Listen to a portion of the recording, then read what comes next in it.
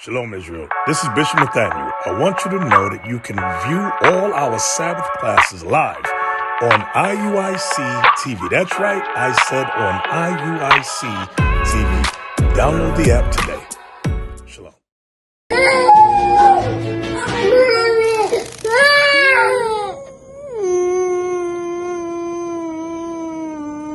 Keller, take a deep breath. Okay. Take a deep breath. Take another deep breath. Okay, now let's communicate. So that was a lot. That was my first experience with a tantrum of that magnitude from him. For the most part, Kal-El is very well at communicating himself. At that moment, he just woke up from a nap. He was starving. He was overstimulated, and he just needed me to hear him. I had to practice the fruits of the spirit, specifically long-suffering, because that tantrum went on for a very long time. The snot biggies, the belligerentness, just it was a lot. And I had to just reel it all in. And I'm looking at him like, little man, bruh, chill, what's going on? But I'm a mom. And I had to actively listen and also practice those gentle parenting skills as well that we want to incorporate in his growth.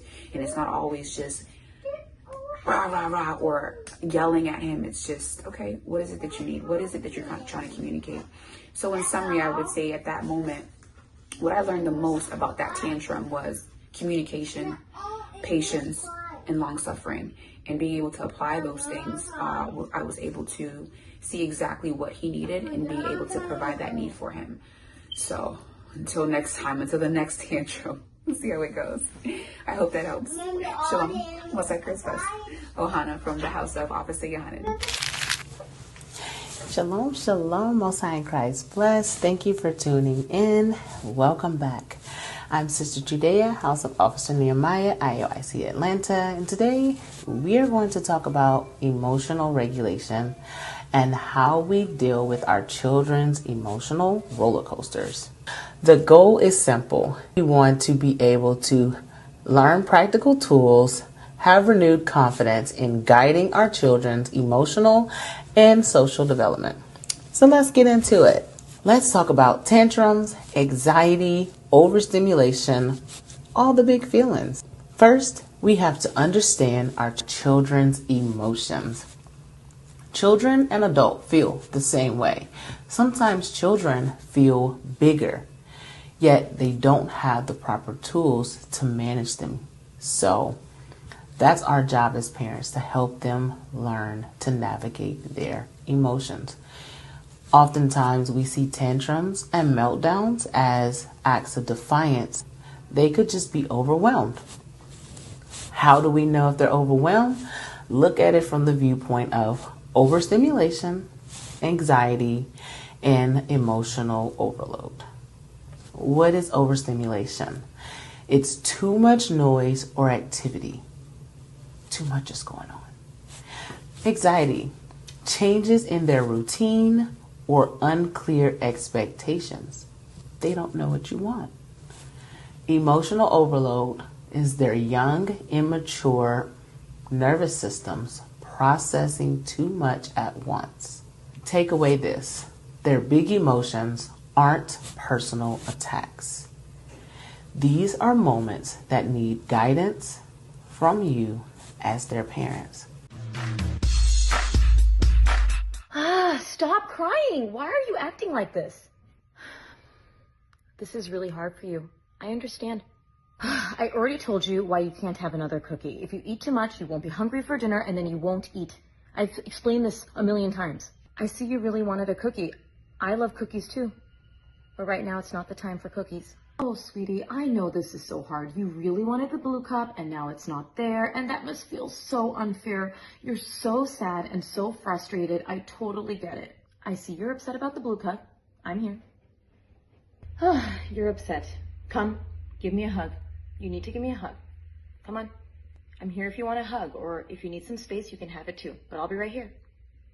You're okay. Just stop crying. I see you're really frustrated. I get it. I'm here for you. Take all the time you need. All the time. I see you're upset. Come, let's go for a walk. You can let out a big cry or hold my hand while we walk. Come on. Good night. You need to act better tomorrow. You understand? Hey, earlier today you were really upset when you didn't get to watch your show. Next time, what can we do when we're feeling upset? Yeah, hug mommy, talk to mommy, yeah, hug a pillow. Very good. I know you're learning about your feelings and you're doing a wonderful job. Next, we're going to think on how to respond to common emotional situations.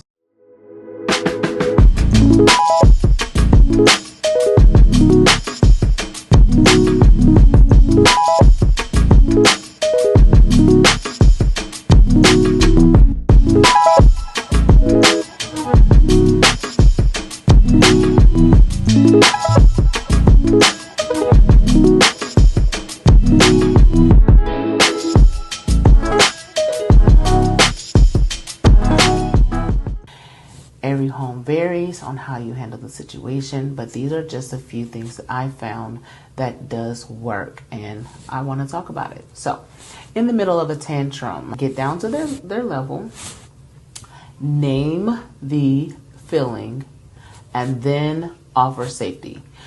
What does that look like? You're on their level, eye to eye. You're upset because playtime ended. You named their feeling. And then for offering safety, I'm here when you're ready. You've put this together, and now your child knows that after I'm no longer upset, I can go to mommy and she's going to help me navigate the next step. The scripture reminds us in Sirach chapter 30 verses 1 through 2. He that loveth his son causeth him oft to feel the rod, that he may have joy in him in the end. He that chastiseth his son shall have joy in him, and shall rejoice of him among his acquaintance. Discipline includes correction. So as we're regulating our children, sometimes we just have to take that extra step. Now let's look at overstimulation. Signs of overstimulation could be zoning out, crying, hyperactivity. We can support them with quiet, cozy corners, predictable routines, a schedule, and transitions in between tasks. So 5 minutes to do such and such, 5 minutes before we leave, you have 10 minutes left. That's a transition so they know they're moving on to something else. But when it comes to quiet and cozy corners, think on Sirach 30 and 8. We know that it tells us that a child left to themselves becomes willful. So I'm not telling you that that quiet space is with them alone. They need that guidance and structure to build security. So put them somewhere quiet, but do not leave them to themselves. These are the 3 things that I do with my kids when I see that they need emotional regulation. Number 1, I always ask them to take deep breaths just to regulate their nervous system and get them back on track. The second thing that I advise them to do is to take a moment. Don't try to explain yourself when you're frustrated or you're upset. Gather your words and then express yourself. Take a deep breath, let that anger release. Center yourself and you gotta choose peace. And the last thing I would recommend doing is hugging your baby so tight. I know just what you need. Just take the time to breathe. Not only does it help with oxytocin, which is releasing the chemical that helps us to calm down, it helps them and it also helps us because as you parents know, when your child is having a moment, sometimes it is very triggering to us and we have a moment, so both people are able to win. I found this really, really cute YouTube channel called Jules TV, and the song that we came across is called Breathe, and it just teaches the kids how to regulate their emotions and how to breathe deeply, and it's also great because I'm able to hear it as a mom, so it's just a beautiful reminder for all of us.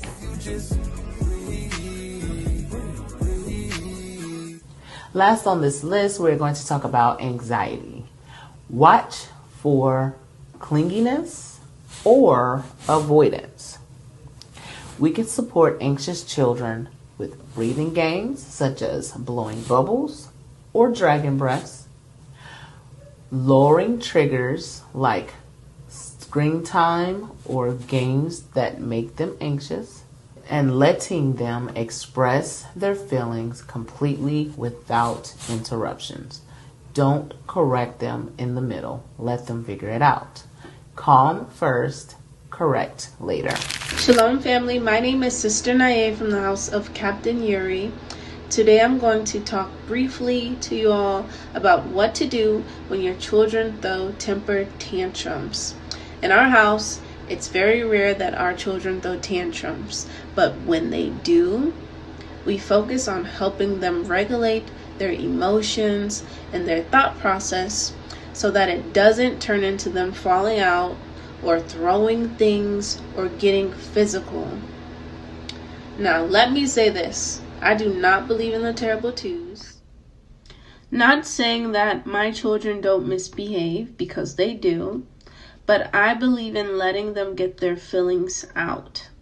I let them have a seat and cry it out, and when they're done, we talk about what happened and how it made them feel, and how to handle their reactions better the next time. You see, our goal isn't to silence them, but to teach them how to control their responses instead of letting their emotions control them. The Bible says in Ephesians 4:26, "Be ye angry and sin not," meaning it is okay for them to feel hurt or upset and frustrated, but don't let those emotions lead to sin. Also, what's equally important is modeling the behavior you want to see in your children, because they watch and they imitate. As is the mother, so is the daughter. If they see us managing our frustration calmly, speaking respectfully, and controlling our impulses, they learn to do the same thing. Setting the example is one of the most powerful tools to teach self-control. And that's it for today. I pray that you all are able to apply this and to use it to guide your children with patience.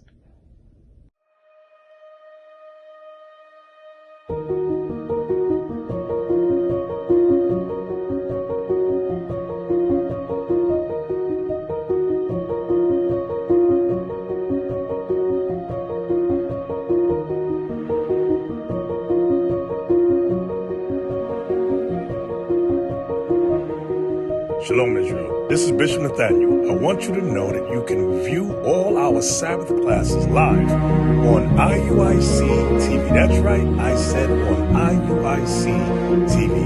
Download the app today. Shalom.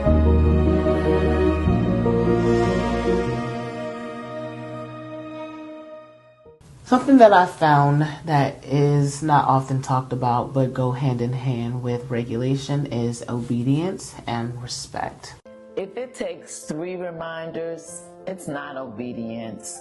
If your child only listens after the 3rd reminder or when your voice rises, that's not disobedience. That's delay by design. They've learned your first instruction is negotiable, and every delay weakens your authority signal. So we set it with one calm command, one consequence path, and 0 emotion inflation. Authority isn't about volume, it's about clarity and consistency. Proverbs 6:20 and Colossians 3:20 command children to obey their parents, but we do know that obedience and respect are not the same. So let's look at some points of obedience and points of respect. Obedience is following instructions, it's rooted in authority, and it works when you're with them. So while you're watching, they're obeying you. Adding in respect is valuing the relationship, rooted in trust and connection, and it works no matter if you're with them or not. We have to remember we are not raising robots. We are raising the future. We want them to be spiritually sound adults that can think and feel for themselves and do what's right. In regards to respect versus obedience, here are some phrases that you could swap. Do it because I said so. Do it because I said so. You can try with, here's why this matters. Let's work together. Or, let's get a better understanding on what you need to do. Connection before correction. Your authority doesn't disappear, but respect makes obedience easier. How to build both respect and obedience. How do you do it? First, you can use calm language. Can I help you with this? Next, try offering choices. Choose or coat first. You must hold strong, firm, but kind boundaries. I won't let you hit. I'm here to help you. They're upset. They're not hitting, but they do know you're there. Model what you want them to see, and then also apologize when you're wrong. Respect is learned by example. So if your child is only obeying because they're afraid, they're learning fear, not self-control. No more. No more. Getting physical during meltdowns or tantrums is common in children because their brain is still developing, the part that controls self-control and problem solving. And here's the quick nerdy science. The lower brain, the brainstem and limbic system, controls emotions and detects threats, and it's active from birth. The prefrontal cortex, the thinking brain, helps us problem solve and regulate. That part takes years to mature. So when a child feels tired, hungry, overstimulated, embarrassed, or told no, their emotional brain sounds the alarm. The brainstem flips into fight, flight, or freeze, and before they can even think, their body reacts. Hands fly, feet kick, and it happens in seconds. Here's what not to do. Don't yell. It adds more chaos. Don't shame. What's wrong with you? Builds guilt and not skills. Don't ignore repeat aggression because this usually won't go away on its own. Step 1, check yourself. Notice your own triggers, fear, embarrassment, frustration, and ground yourself so that you can co-regulate. You can sometimes prevent the moment. Watch for early signs of escalation, and this is when it becomes really important to know your kid. Pacing, shaking, clenched jaw, fidgeting, a faster or higher pitched voice. When you notice these, keep your tone steady. Say things like, "Ooh, I know you're upset," or "You're safe." Your grounded presence can help their brain feel less chaotic. And if things escalate and they get physical, act quickly to protect everyone. Remember, holding boundaries is not the same as being a punching bag. Use very few neutral words. No hit or "I won't let you hit." Hold the limit. If you keep hitting me, I'm going to move away, and follow through. Redirect the energy. You can stomp or hit this pillow. Show exactly what you mean, especially for younger kids. And if they can't reset, guide them to a calm space, not as punishment, but to help their body settle with you nearby. In moments of calm, after the event, make sure you do the following. Label the feeling. You were frustrated earlier today because you couldn't have a snack. Restate the boundary, but we can't hit. Practice an alternative. Next time, what can we do when we're feeling upset? We can stomp like this. Positively reinforce when they choose the safe option, like hitting a pillow, kicking a ball, or throwing something that they're supposed to do. This works for hitting, kicking, biting, throwing, anything physical. Hold the boundary. Don't match their chaos. Keep everyone safe. Redirect. Teach when they're regulated. Boundaries show them what's not okay. Calm connection and redirection show them what to do instead. And teaching them about feelings and what to do with them feelings teaches them emotional intelligence and self-regulation. Over time, that's how they build self-control. So, putting together respect, obedience, and then letting your child gain trust and confidence. Children trust us when Our boundaries and love are consistent. We listen more than we lecture, and we show humility even in correction. Confidence as parents does not mean perfect. None of us are perfect. None of us are perfect parents. We don't always get it right. It means to show up, be present, be consistent, and grow with your child. So here are some ways we as the parents can cope with our own emotional roller coasters. Name our emotions. We must learn how to control ours to teach our children how to control theirs. Take short breaks. Go for a walk. Read. Journal. Just stop. Take a moment. Micro breaks help you reset. And always have some type of support. Family that's pleased to dwell or a sister in the body. Having that village helps because we are not designed to parent alone. So let's remember we need to slow down, stay consistent, be connected, and guide our children with calm and clarity. We aren't aiming to be perfect. We're aiming to be present. When they see us connected to our emotions and guiding ourselves properly, they too can grow into emotionally, spiritually, and socially strong and secure adults. So until next time, Shalom, Most High in Christ bless. Being a good wife.